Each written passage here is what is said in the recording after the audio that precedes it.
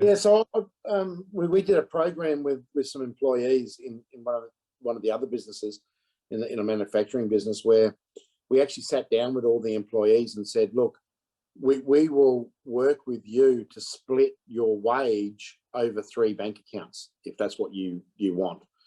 And that come about from there's a woman in Chicago in the US that has a program around helping employees that are struggling. And a lot of it is because as soon as it goes into one bank account, it just gets whittled away.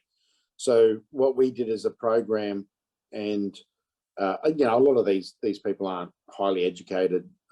They're just shop assistants and warehouse workers and that sort of stuff.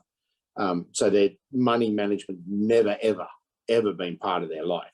And we just did little things. Well, so every payday, one account will go aside is where your rent will get direct debited from, right? So instead of them going to the pub, spending all their money and going, fuck, I'm $4 short on my rent. Well, that money automatically goes into an account. One of the other accounts was an emergency fund account, and that was a Christmas club account. I love those Christmas club accounts because they pretty much are locked until you can get to them in December. So that's like an emergency fund account. And then the other one was just general expenses account. And we found that helped so many people.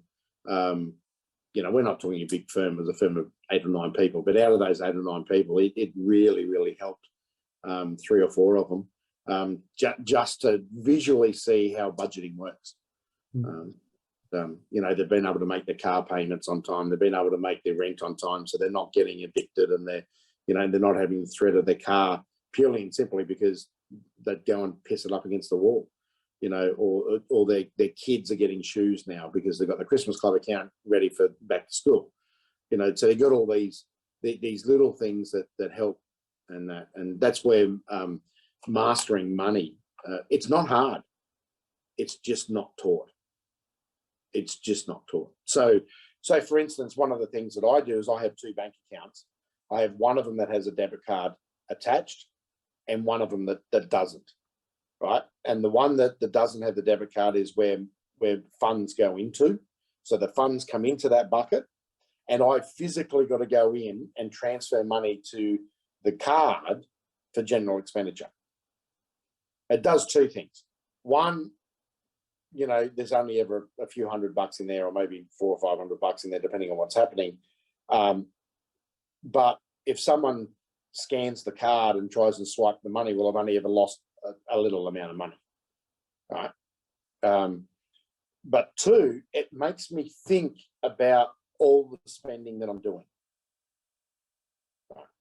You know, because I'll sit down for the day and go, okay, I'm going to go here. Oh, that's going to probably cost me, you know, $600. Okay, really, should it cost me $600? No, okay, I'll just transfer 400, right? And then that's what I've got.